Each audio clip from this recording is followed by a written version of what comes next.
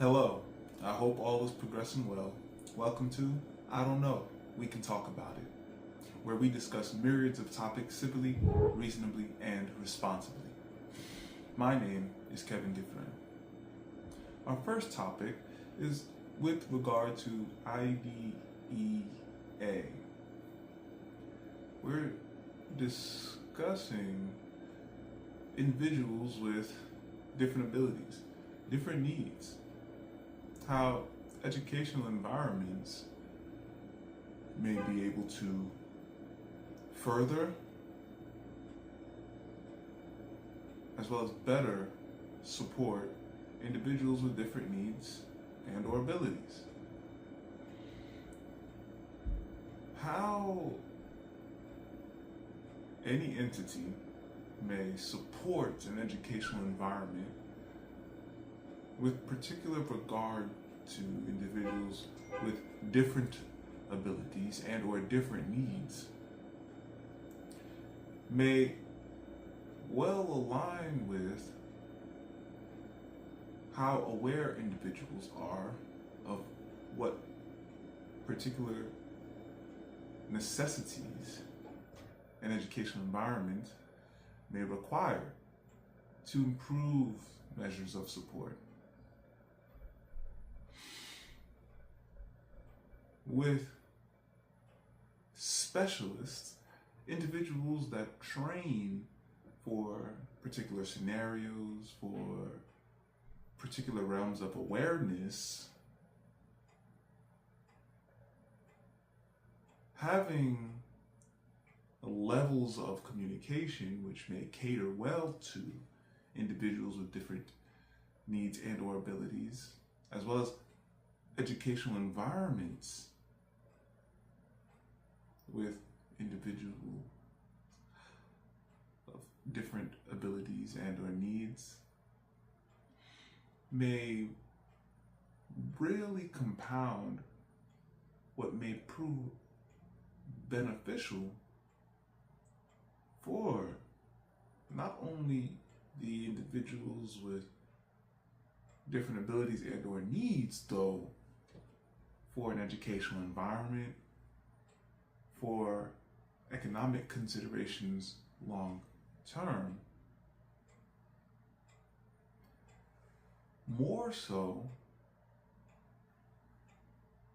health researchers may be able to navigate different comprehensions with regard to how to better address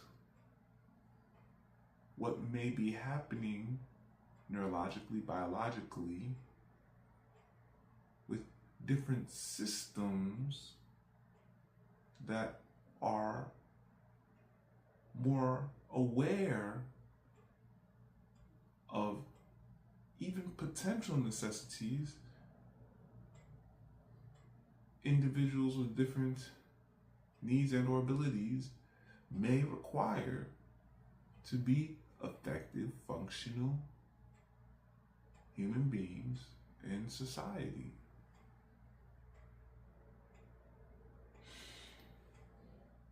How might any individual grow without the proper supports?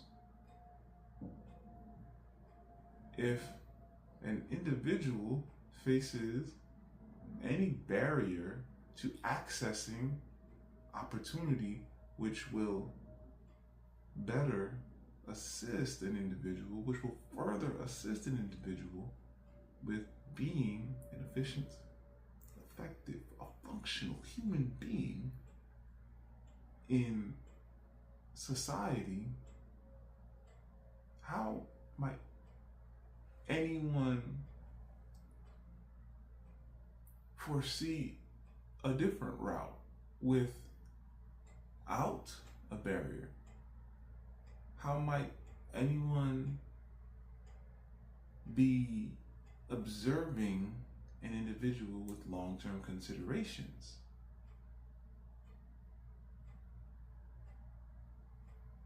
Now, IDEA, the readdressing of IDEA, the re-examination of individuals with different abilities and or needs, not only of the individuals, though, of the parameters, environments of which an individual with different abilities and or needs may need to navigate with other individuals that may be aware of what environments or parameters necessitate to further assist individuals with different abilities and or needs, especially considering not every individual interacting with an individual with different abilities and or needs may be as aware as a specialist, as aware as an individual that may have some familiarity due to some background, some history of involvement, though the individual is in contact with an individual with different abilities and or needs more often than not within an environment. How might these individuals receive proper support to address long-term dynamics? One area regarding population, as well as technology, comes to mind when navigating economic circumstances and evolution, as well as economic revolution. What dynamic is accounting for population growth as systems integrate larger populations? What dynamic considers the growing populations revolutionizing systems of long-term considerations? By growth alone, aside from all the proactivity of the growing population.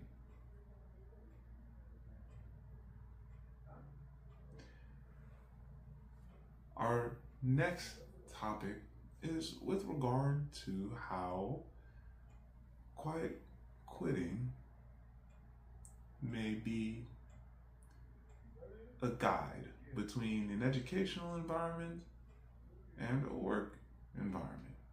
Now, why might any feel less connection, less motivation to complete an assignment? What are the differing stakes between an educational environment and a work environment? One may consider many dynamics which may seem to clash when considering an educational environment is a work environment as well. Now, when observing reasoning behind behavior, one may be able to assess many different factors that may have not one thing to do with the job or an educational environment, though addressing what may be affecting in direct connection with an educational environment, in direct connection with a particular job, may prove to bring about different contexts to navigate. Individuals that are working are not so different than individuals in an educational environment. Considering work, the term, broadly through its many definitions,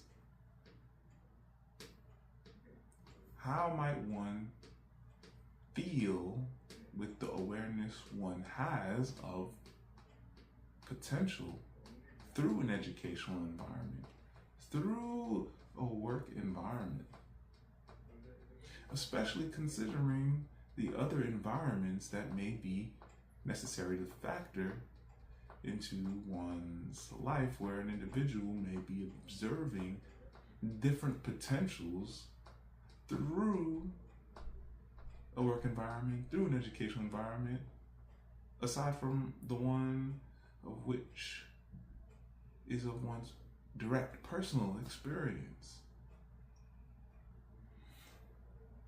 Quiet quitting is an interesting phraseology because I think a different way to address quiet quitting when one is being proactive to engage elsewhere is really becoming more mindful, attempting to be a better listener, attempting to be more aware, especially considering a work environment or an educational environment which may be receiving effects from outside influences that have not one real thing to do with the particular work environment or educational environment.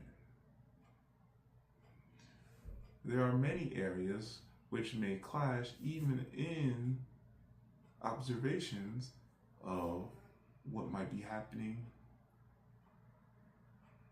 in direct connection with the work environment or educational environment. How does one respond to being in an environment that may easily discard the individual for any reason? How might one respond to life beyond that situation, though being in that particular situation where one might feel that there is so much at stake for the individual to deal with, and the pressure realistically is not necessary to exist, though may be coming from other individuals within the environment, whether that be peer pressure or co-workers, whether that be supervision, which is an interesting dynamic to consider because of the cross connecting area of being a supervisor with supervisors, being a student with teachers, where one teacher, one educator might respond differently to an individual in comparison to another, where one supervisor might respond differently to an employee in one department versus another in another department. How does one navigate between so many different characteristics and personalities? Especially that may not be open to broadening perspectives. Imagine being a student, if not one already, having to deal with constant feedback that does not allow for a response. How does an individual grow to such a capacity? Now imagine being in a reverse situation where there is open communication, the dynamics of work and being in an educational environment really have so many layers. Usually, individuals that are working in collaborative paces may find many enjoyable areas of an environment when negativity is no longer around. When negativity is non-existent, individuals may be happier, may feel more willing to be in a space. If not, people will leave, especially if people have the option to leave. Now, why is that important? Because even individuals that may be wonderful students, wonderful workers, wonderful people, doing wonderful with responsibilities, more so than not, especially, will be in positions to navigate away from negativity. What's really important, particularly in the day and age, in modernity, is that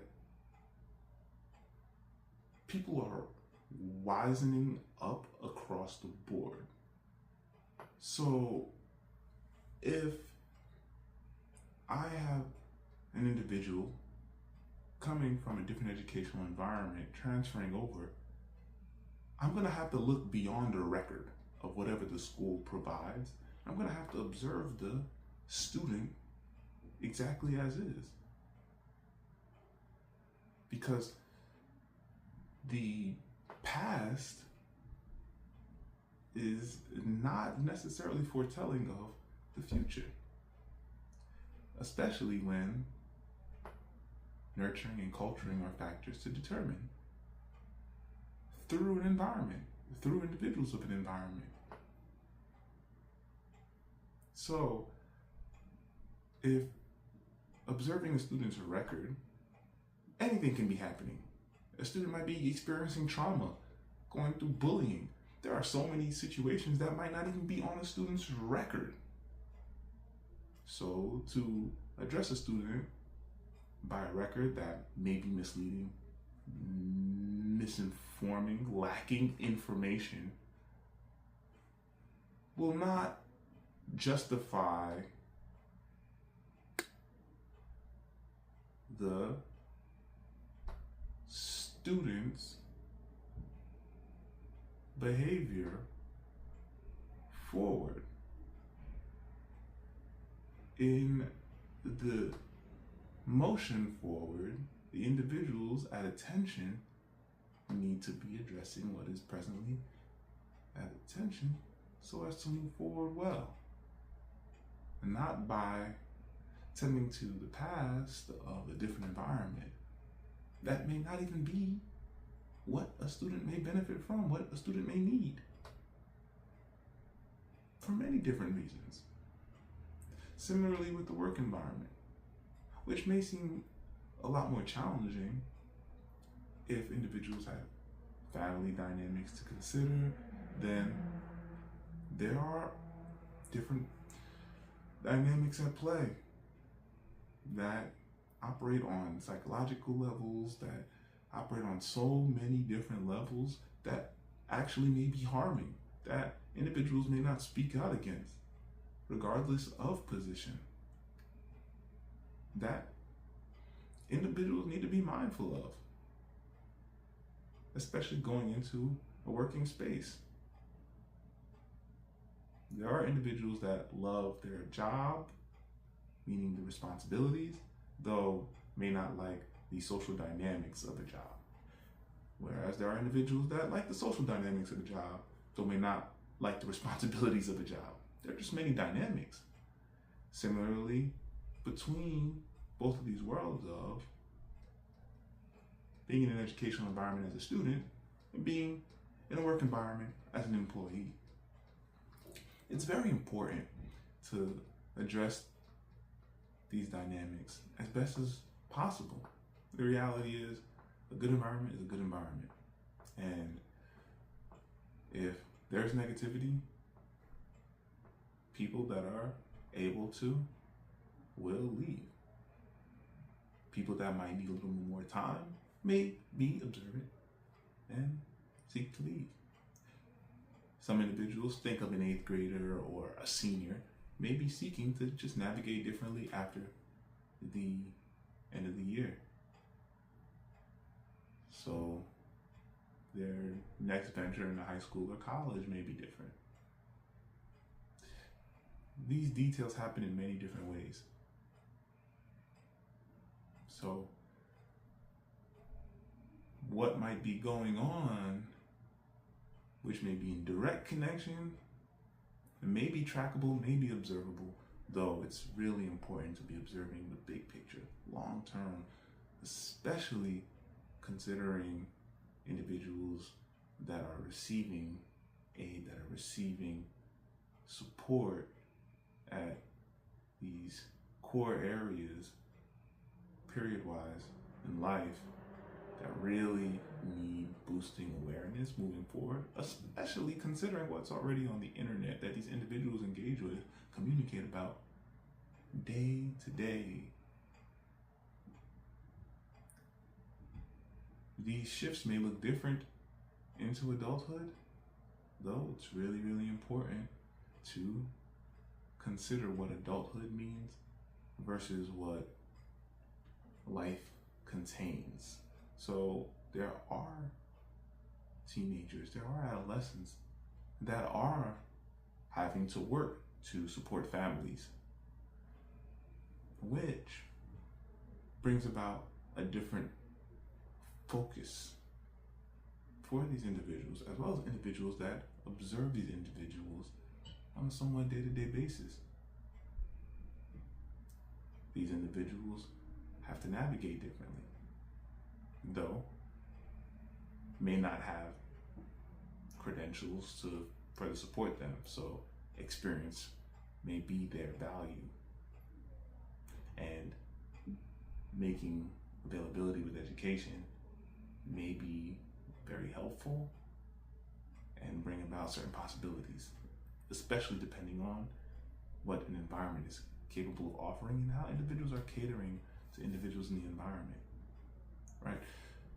Where one school might support an individual, knowing the individual has to go to work after school and care for the family, so working with counselors in the school really helps prepare the students to launch a wonderful future. Another educational environment might not want to do anything that involves such catering, even with the resources available. There are so many dynamics to consider. Similarly with the working world, what an environment may offer may differ depending on an environment, depending on the individuals in the environment. What an environment may change. An environment may go from being an environment that is harmful, that is not somewhere people want to be in, to an environment where people do want to be in because of changes, whether that be through changes of personnel or life happening and people waking up to a broader reality. There are so many different dynamics to consider when it comes to these areas that may connect to quiet quitting. So, how might one be better in one's life? All right, let's get into some origami. I have here a squarish sheet of paper. So I'm going point to point, folding. When I say point to point, is that the lines are going from point to point. Then I'll fold edge to edge the other way.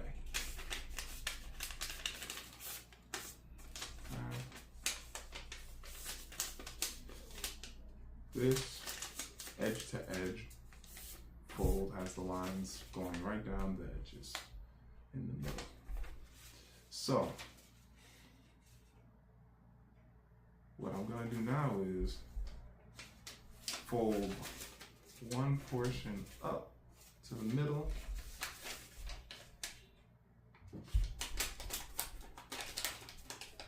then fold the other portion down, just right to that, yeah, so as you can see, right down to the middle here. Next, I'm going to bring both of these in to the middle here.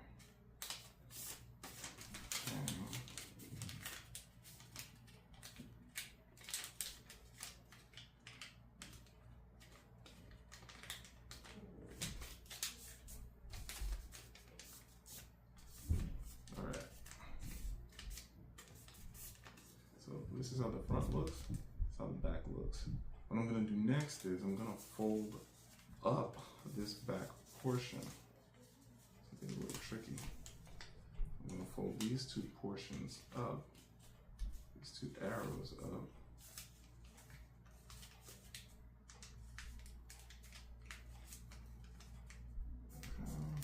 Okay. See that? So, same idea here. Really want to make the fold at the line.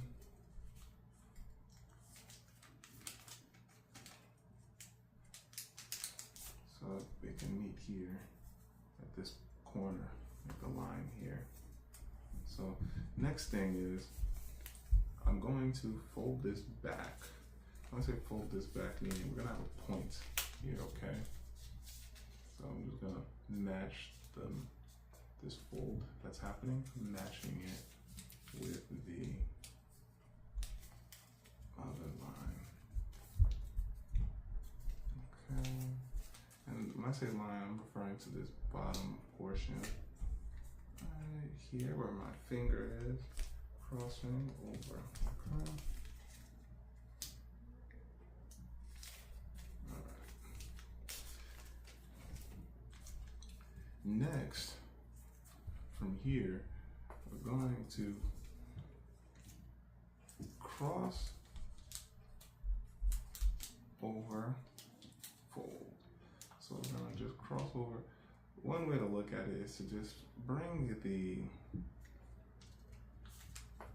line on this small triangle to match with the line of this part here.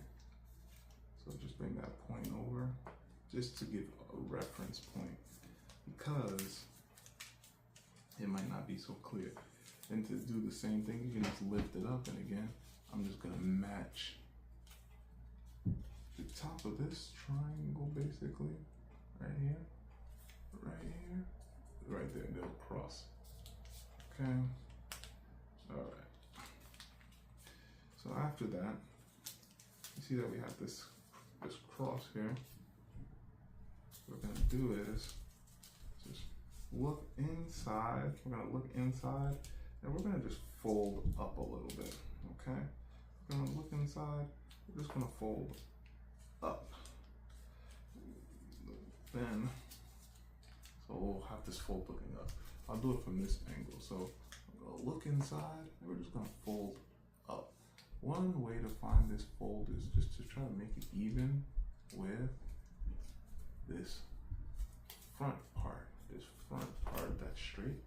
Just try to make the fold, that second fold, even with it, and voila, you'll be all set. Okay. Next, what we're gonna do is just gonna add some intricate folds in here, and you can form this bell to be more in tune with what you're really looking for. as well in certain areas, so keep that in mind. Feel like it can be a little bit more symmetrical. And do that. Make some adjustments here, as you can see, making these adjustments. And yes, we're making an origami bell. So now what we're gonna do here is just going to bring this part. You can bring it back or forward depending on the design. So this part's orange and this part is flowery. So I can just bring this back so that I can show the prominence of this bell. Looks a little different.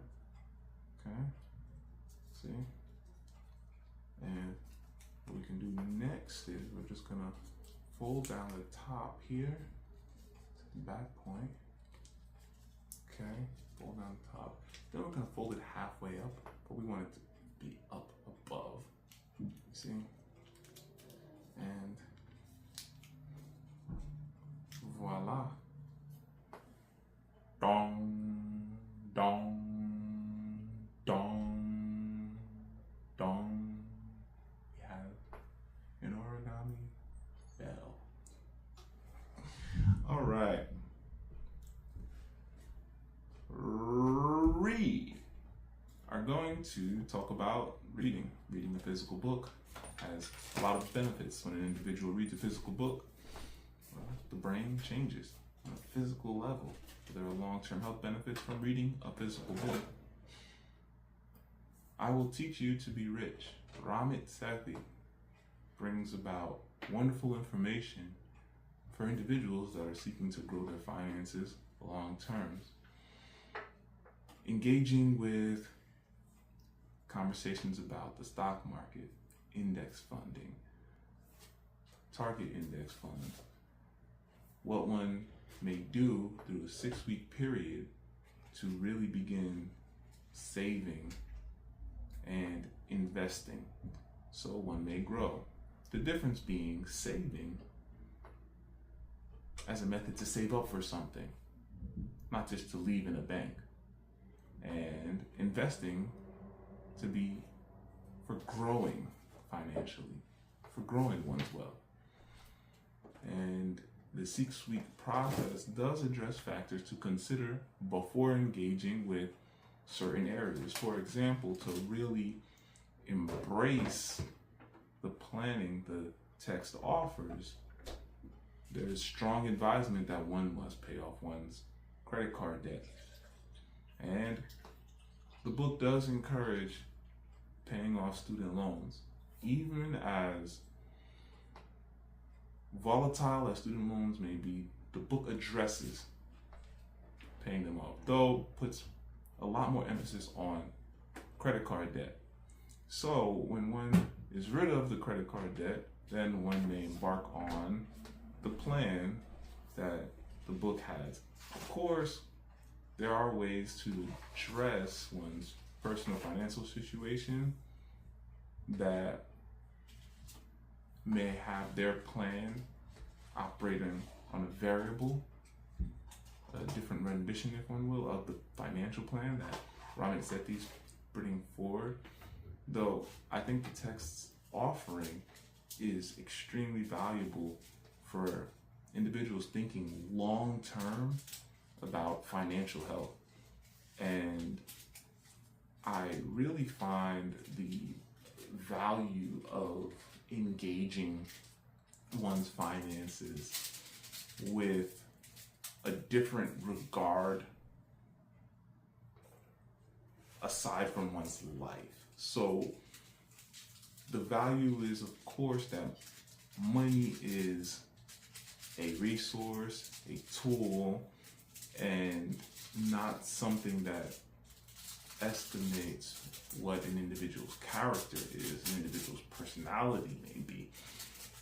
You know, the idea is that an individual is an individual beyond finances. Though money, investments may prove to be valuable tools that may assist an individual with growing more in ways that one may want that involve financial parameters. So I really think the book is enlightening to many degrees, considering modern dynamics of finances. And I follow many of the steps of the book, and I really think that what the book offers is awareness to more financial parameters that really consider how one may address long-term financial decision making, long-term financial parameters that are so good to at least know, to navigate at some point, or to do more research from, especially if one is operating without an awareness. So if one is seeking to address one's financial health, well, this text may really help one do so. Thanks for joining. I don't know. We can talk about it. Onward and Upward, Kevin Dufresne.